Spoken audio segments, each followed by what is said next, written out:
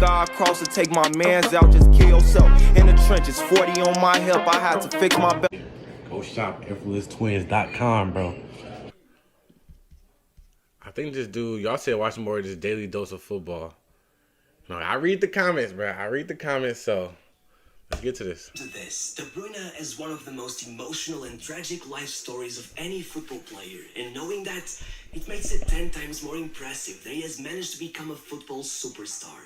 Right from the beginning, he was abandoned by his foster family. Can't speak English. I'm from Indonesia. Okay, that's why you ain't answering me. All right, it's good. He nearly expelled from his academy. When he was supposed to have had his big break, his girlfriend cheated on him with one of his teammates and made him a mental wreck. Oh, wait, hold on real quick. This story already getting wicked. He already got something to prove. He already got something to crash out on. He already got something to make him work harder. His girl cheated on him with his teammate. His teammate chat. What is this? What type of storyline? What type of career mode? Still used his anger as fuel to become greater. And in the end, he cheated on with him with that one dude. Life didn't stop hitting him with tragedy after tragedy. This is the incredible story of Kevin De Bruyne. Enjoy. It all started in his garden, where after repeatedly breaking the pots, his parents forced him to only play with his weak foot. Looking back now, I guess it was a good decision.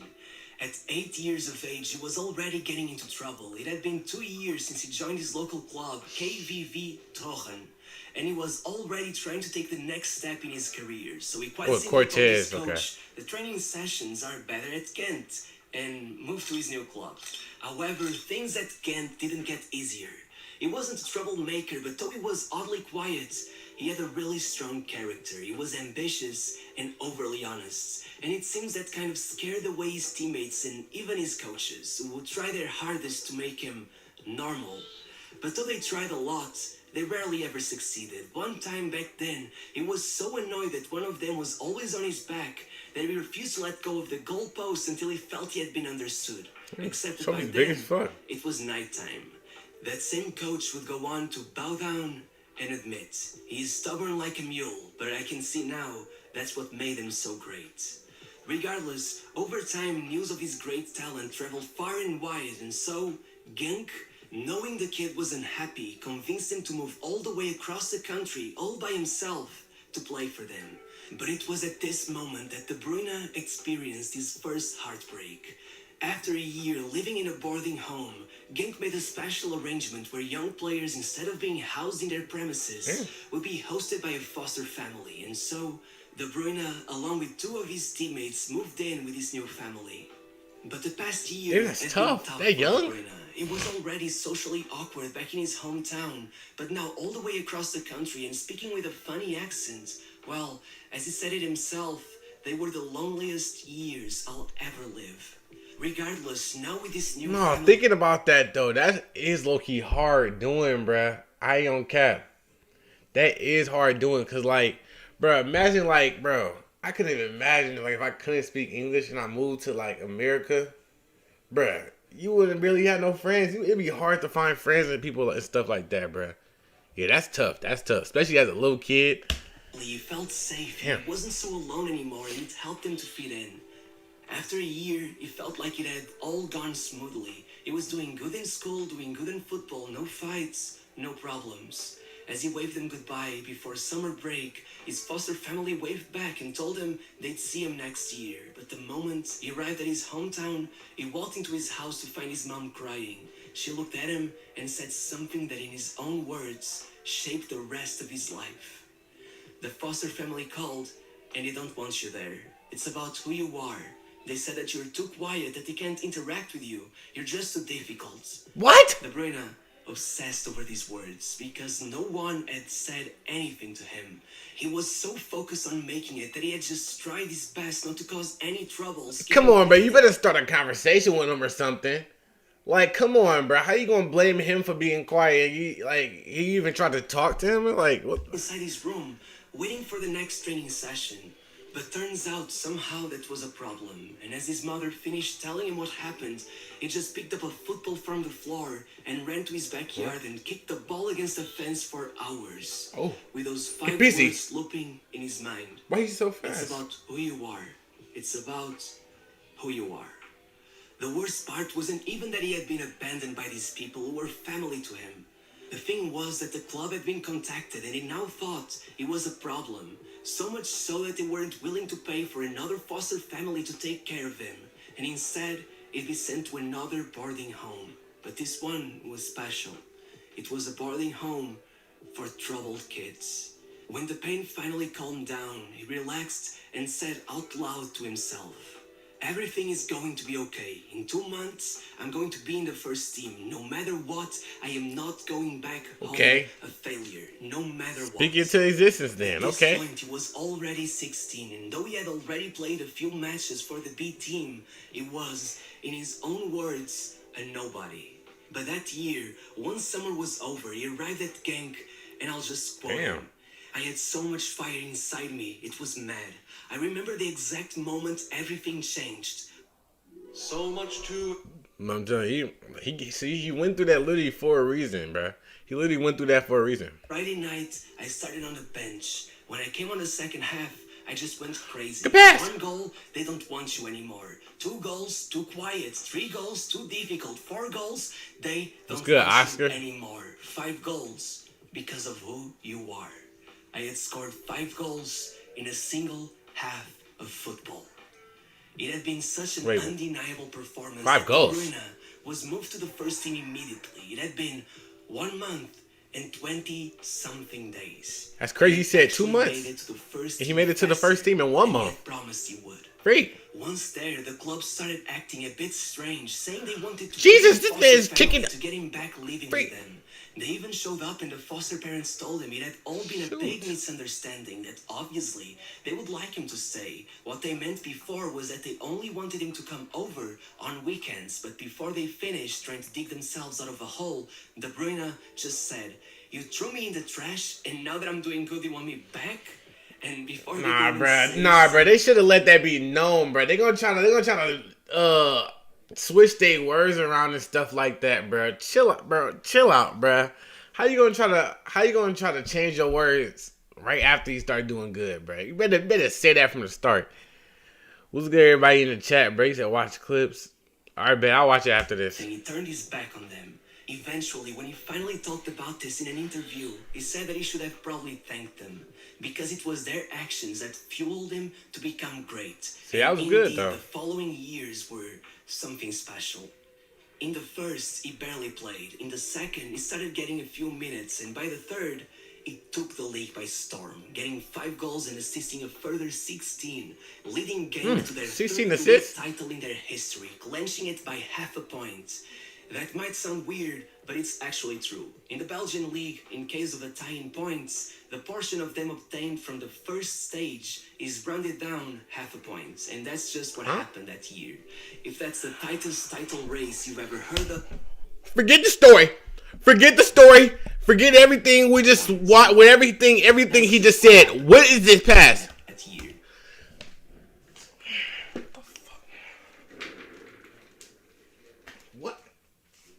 What is his body? What is his body doing? Like, is he trying to crack his is he trying to crack his back or something? Like, I don't understand this. If that's the tightest title race you've ever heard of, drop a like on the video. That made no sense. That same year, he still managed to go another step further, earning his debut for the Belgian national team and instantly impressing everyone there, with Vincent Kompany even saying that by the time their first training session together was over, all the players were chatting to each other like, "Did you see that? He's 19 and he's already the best player in the team." Also, fun fact, his mom was actually born in Burundi, in Africa, so technically, he could have played for them instead. Wonder why he didn't, huh? But despite his success, don't think for a second that De Bruyne had changed. His Genk career was full of strange moments. First, at 19, he saw fit to confront the team's star player, Elianiv Barda, to complain that he didn't work hard enough in training. And then... Wait a minute, I know that wasn't... Is that the Heat coach? Is that the Heat's coach? Hold on, quick intermission. Heat's coach.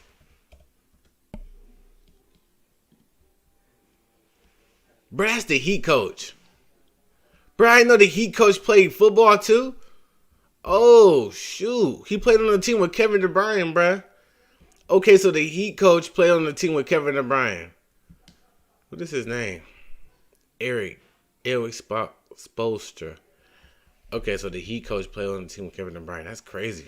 I ain't freaking knew that. Nils Barda to complain that he didn't work hard enough in training. And then in 2012, he got so annoyed at his team's poor performances that he used the post-match press conference to say, "I'm ashamed of my teammates and I suggest to those who don't have a desire to play, just leave." But in the end, it would That's actually fair, though. be Bruyne. What the fuck? What type Saying of for Chelsea, practice they is were so that? impressed by his performances that they intended to make him their Frank Lampard replacement. But before that, it would go on loan to Werder Bremen. In the Bundesliga, he quickly What? cemented his status as one of the world's greatest up-and-coming talents. If others had made waves with flashy skills, De Bruyne was simple. And somehow, that was even more impressive. Not that passing. Because, just as Cruyff had once said, football is simple, but playing simple football is the hardest thing that is. Even with Bremen fighting with relegation, De Bruyne pulled off 10 goals and 9 assists and casually took the award for Young Player of the Year. It was now time to focus and take over the Premier League. But focus was something De Bruyne struggled with that season because it just happened to be that year that his girlfriend cheated on him with his childhood friend, ex-academy and international teammate. So the lie detector That results Cortez dude, bro. That Cortez, bro. Dang, Magic is better. Yeah, Magic. I ain't gonna lie. Magic is better. Yeah, you right. That's not. Yeah, he ain't lying. You ain't lying. Magic is better. I feel like he got a little more, like dribbling wise and stuff like that. Yeah, I think Magic Magic is better. I ain't gonna grab him. Courtois. And she wasn't even nice about it, confirming the whole scandal to the press and making sure to What y'all think, chat? that Courtois gave her in one night more than De Bruyne had given her in 3 years. Though, to be fair, she would make sure to say that she did it out of revenge. Supposedly, De Bruyne had cheated on her months before. Still, with his form hitting a low point just when he that's needed to be why. performing the most, and Mourinho giving him a hard time, De Bruyne would be sold after just half a season playing at Chelsea. He had only managed 1 assist and not a single goal at What? that point. His next destination was Wolfsburg, back to the Bundesliga, but once again, De Bruyne channeled his rage into his game, even with Courtois joining Chelsea after he departed, in what seemed like a bit of poetic injustice. De Bruyne still managed to remain calm and be the bigger man, allowing Courtois to continue playing for the Belgian national team after the coach gave De Bruyne the power to decide if his behavior should be punished. In fact, that same year, De Bruyne was Belgium's top scorer in the qualifying stage, leading them to their first international tournament Ooh, in 12 years. what you doing? Hey, is that no look? What is he doing? What is he looking over? What is he looking at? Cut it out. Once the next season started, De Bruyne took advantage of this blank canvas he had been given and created a masterpiece. With 16 goals, scoring 2 against Bayern in a match that ended up becoming made their that. first defeat in nearly a year, as well as an absurd 27 assists, 21 of which came in the league, which at the time Get busy. was the Bundesliga record. It took Wolfsburg to a cup title and second place only behind Bayern, and to top it all off, Man, I'ma look at it. he earned a place at the Ballon d'Or and won the award for the league's Player of the Year. Wait, And if you're wondering, he won the Ballon d'Or? the Ballon d'Or and won the award for the league's Player of the Year. Wait, I didn't know Kevin De Bruyne won the Ballon d'Or. And if you're wondering how he managed to make such a comeback after having his heart broken, well, crazy. that year he met his future wife. He was so Yeah. insecure after years of media persecution that his friend had to take his phone and send that first text. But now, De Bruyne says that she changed his life, that without her, he would have never been able to get out of his shell. By the end of the Nice, year, okay. they were already about to have their first child, and unfortunately, a major scare. Oh, he was one nominated. morning, Oh, his okay. wife He woke didn't up win it. and she was bleeding. Huh? The moment De Bruyne felt helpless in that hospital hallway, he realized that there was much more to life than football. And though in the end Hit him, miss. everyone was okay, he had once again had a life-changing moment. From there on out, he didn't play because he had a fire in him that needed to be fueled. He played because he was in love with the game. And 1 year after his move to Manchester City for 76 million euros, making him the league's most expensive ever player, depending on the currency, one man arrived that changed his life forever. Pep Guardiola. Ever since his return to the That league, Pep De Bruyne dude. was labeled a flop, a Chelsea reject. But then Guardiola sat De Bruyne down and told him quite simply, Kevin, listen, you can be a top 5 player in the world, top 5 easily. If previously De Bruyne struggled with authoritarian coaches, this was the perfect approach. There was no need for being fired up. De Bruyne Get busy. didn't need to prove Pep Get Guardiola busy. wrong. He wanted to prove him right. And with every season that came after that, claims that he wasn't anything more than a Chelsea flop crumbled bit by bit. In his second season with Pep, De Bruyne topped the assist charts with 16 assists and led City to become the first ever club to hit 100 points. Over summer, his form That's only tough. continued escalating as after a number of underwhelming tournaments with Belgium, De Bruyne finally managed to live out his dream of bringing glory back to the national team, pairing up with Eden Hazard for one of their most successful ever tournaments. That's Even crazy. scoring Him and the Eden winning goal to Hazard. take down Brazil Hey. in the quarterfinals before going down to France and beating Yeah, that's England facts. to conquer the bronze medal. I like- yep, that's facts right there. Ever achievement at I want 81. The Ballon d'Or rankings now consider him a top 10 player in. Oh no, this is wrong. This meant to say Mackay. Yeah, the dude that made this list was like off some like he was like drunk while making it. So like he had like he had a typo and stuff like that. So it was M-A-K-K and then I. See he just messed it up. M-A-K-K-I. Mackay. It's supposed to say Mackay right there. See, that's why he should have stayed sober while doing that. In the world, Guardiola's claims were slowly becoming true. But 2019 proved to be another tough year. His injuries came over and over again. Another And the day injury? after his second son was born, De Bruyne tore a ligament in his knee, leaving him in a brace. He called his wife and she noticed a tear in his eye. He told her, I'm not gonna be able to even dress myself. You're gonna have 3 babies at home now. And he quite simply broke down crying. She was as worried as she Backpack was hard. shocked. Once he calmed down, she told him, he didn't even cry at our wedding. You didn't cry when the kids were born. And It's one good, was Drizzy. literally born yesterday.